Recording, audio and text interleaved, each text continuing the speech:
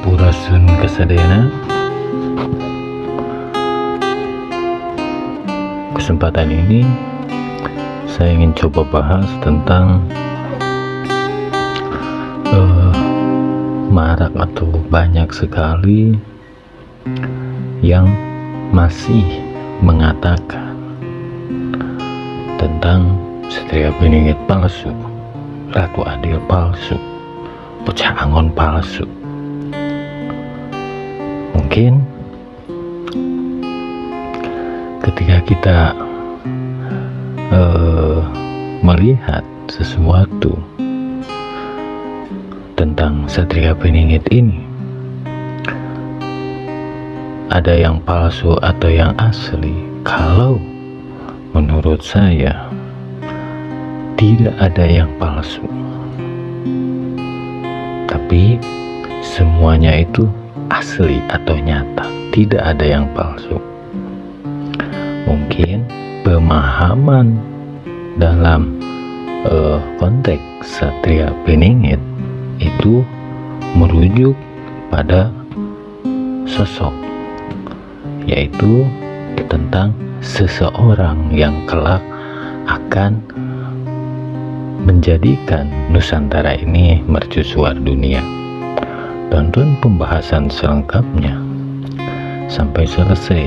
Mudah-mudahan dalam pembahasan ini ada manfaat dan ada pelajaran yang bisa kita petik bersama-sama. Ditonton saja.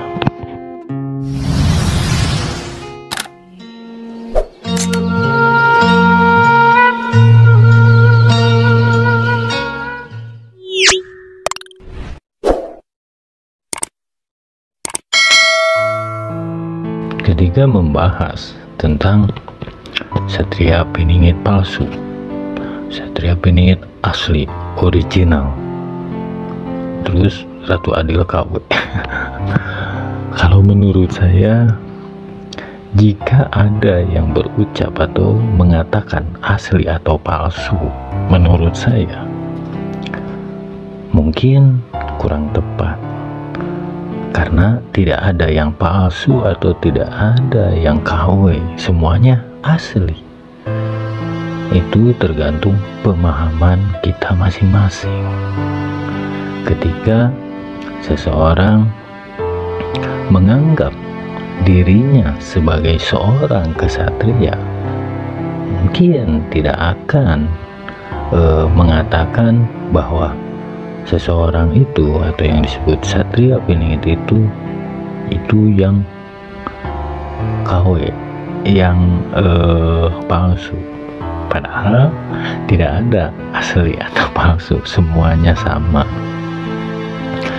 Ketika orang mempelajari bahwa Satria Beninget itu sosok, akan ya begitu, ada asli atau palsu. Begitu. Kenapa kita atau saya pribadi sebagai orang Jawa bagian barat lebih ke hakikat, sementara banyak orang Jawa bagian timur itu lebih ke syariat dan tirakat gitu. Karena ketika orang tidak bisa menyatukan antara syariat, hakikat, dan tirakat, maka ketika kita mempelajari sesuatu yang dibahas sekarang ini, yaitu tentang Satria Beninget, mungkin akan menggambarkan sosok atau tergambarkan sosok gitu, tergambarkan sosok bahwa mungkin nih diri kita sendiri nih Satria Beningetnya yang ditunggu-tunggu, yang akan memimpin Nusantara ini. Nah, kalau menurut saya pribadi, Satria Beninget itu adalah seseorang atau manusia yang tengah belajar, yaitu yang kemarin saya bahas dari pembelajaran yang disebut bocah angon. Akhirnya ketika belajar dia berhasil mendapatkan pengalaman di dalam hidupnya, gitu kan, dia akan beralih menjadi seorang kesatria yang turut serta mengajarkan kembali kepada bocah-bocah angon yang masih dalam perjalanan. Atau dalam Buga Wangsit Siliwangi yang saya bahas kemarin, itu sebagai pemuda berjanggut. Peran Satria Piningit itu yaitu mengayomi para bocah angon. Jadi kenapa dalam Islam itu ada makom, ada tingkatan spiritual. Tingkatan spiritual itu yaitu yang disebut Satria Piningit. Jadi ketika kita memiliki pengetahuan atau wawasan yang cukup luas akan kehidupan ini, otomatis kita akan sama berbagi pada orang-orang yang istilahnya masih dalam perjalanan. Kenapa seperti itu? Karena pengalaman seorang kesatria itu akan digambarkan untuk menjadi bekal para bocah angon untuk menemukan sang Ratu Adil. Ketika bocah angon ini bisa menemukan Ratu Adil, itu yang disebut marifat. Kenapa tadi di awal saya bilang bagian barat ini lebih ke hakikat dan tirakat, timur lebih ke syariat dan tirakat? Kenapa bisa berbeda? Sebab kalau kita diciptakan semua sama, kemampuan kita sama, tingkatan kita sama, semua rata, tidak akan ada keseimbangan dan tidak akan ada yang namanya silih asa, silih asih, dan silih asuh. Itu sebabnya kita diberikan pemahaman yang berbeda, tingkatan yang berbeda, atau makom yang berbeda. Makanya ada bocah angon, ada Satria Piningit atau pemuda berjanggut, dan Ratu Adil. Itu Ratu Adil itu adalah puncak tujuan selama pencarian dalam perjalanan hidup setiap manusia, gitu, agar kita bisa memahami tentang keadilan, yang dimana hidup manusia itu akan selalu menemukan yang namanya masalah, susah, senang, itu pasti akan kita temui di dalam perjalanan hidup kita. Ketika kita dalam diberikan kesenangan, kita harus bisa memahami. Begitu juga sebaliknya, kita harus bisa memahaminya agar kita menemukan keadilannya. Seperti itu.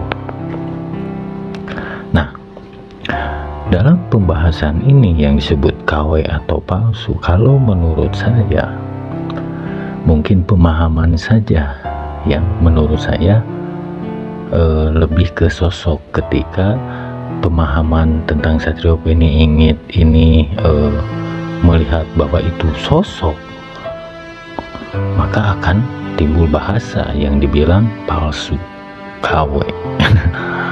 Gitu. Tapi ketika kita memahami tentang Satria Piningit ini adalah konsep, kita tidak akan menemukan yang KW, tidak akan menemukan yang palsu, tapi kita akan menemukan yang nyata seperti diri kita sendiri.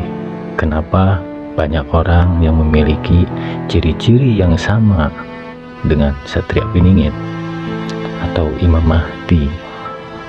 Kenapa banyak orang yang memiliki ciri-ciri yang sama dan akhirnya banyak orang juga yang mengakui bahwa dirinya Imam Mahdi, dirinya Satrio Piningit, dirinya Bocah Angon, dirinya Pemuda Berjanggut, atau bahkan dirinya Ratu Adil, gitu kan. Nah, akhirnya ketika ciri-cirinya itu banyak kesamaan antara si A, B, C, D ini memiliki ciri yang sama dengan yang disebut Satria Piningit, akhirnya antara A, B, C, D ini akan saling tuduh. Ini palsu, ini palsu, ini palsu. Karena merasa dirinya yang asli. Gitu. Padahal itu hanya sebuah konsep. Sebuah konsep untuk perjalanan hidup manusia. Gitu. Jadi tidak perlu ditunggu Satria Piningit itu, tidak perlu ditunggu Bocah Angon itu, tidak perlu ditunggu yang namanya Ratu Adil itu. Sejak kita dilahirkan ke dunia ini, konsep tersebut kan sudah ada. Ketika kita membayangkan bahwa itu sosok, sampai kita meninggal akan terus menunggu sosok tersebut. Tidak akan pernah ada jawaban bahwa dialah Satria Piningit, dialah Ratu Adil, dialah Bocah. Tidak akan pernah kita dapatkan jawaban tersebut kalau kita berpikirnya ke sosok. Kenapa setiap saya membahas tentang Satria Piningit, bahwa Satria Piningit atau kesatria ini banyak, para Bocah Angon ini banyak, itu di setiap masa, di setiap zaman akan terus memproses untuk melahirkan sang kesatria agar bisa memberikan pencerahan tentang keseimbangan alam, tentang tata cara menjalankan kehidupan, terus tentang mempelajari bagaimana kita manusia menyeimbangkan alam semesta, gitu, tanpa harus kita belajar ibaratnya ilmu kebatinan yang disebut magic lah. Cukup dengan pikiran kita, dengan akal kita, dengan pemikiran kita, kita akan bisa mengendalikan alam ini. Tergantung kita memahami tentang sudut pandang yang disebut Satria Piningit ini. Kita akan bawa kemana pandangan tentang Satria Piningit ini, pada sosok atau pada konsep. Ketika kita memandang pada konsep, maka akan muncul Satria Piningit ini menjadi sosok. Siapa sosoknya itu? Diri kita sendiri. Begitu. Tapi ketika kita berpikiran bahwa Satria Piningit itu sosok, bukan konsep, maka kita akan saling menuduh, dan kita tidak akan percaya ketika ada seseorang yang mengakui dirinya itu Satria Piningit, dirinya itu Imam Mahdi. Kita tidak akan percaya pada mereka. Tapi kalau kita berpikir itu konsep, kita akan percaya pada orang yang mengakuinya. Sebab apa yang mereka akui itu dikarenakan kesamaan tentang ciri-ciri Satria Piningit ini. Termasuk kita sendiri banyak tentang kesamaan pada Satria Piningit ini. Tapi kalau saya pribadi lebih ke konsep. Ketika kita memandang itu konsep, akan muncul nih sosok, yaitu diri kita pribadi, untuk menjalankan sebagai seorang kesatria, untuk meneruskan titah leluhur atau trah